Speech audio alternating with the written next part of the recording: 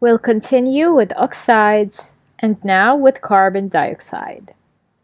Carbon dioxide dissolves to some extent in water to give a solution which is sometimes called carbonic acid with a formula H2CO3.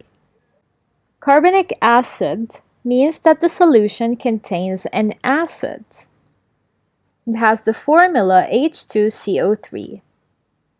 Soft drinks like cola, Sprite, and so on contains water and carbon dioxide gas.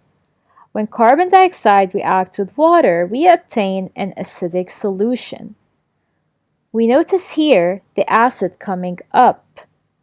So water plus carbon dioxide give a solution called carbonic acid. The reaction between carbon and water gives a very slightly acidic solution.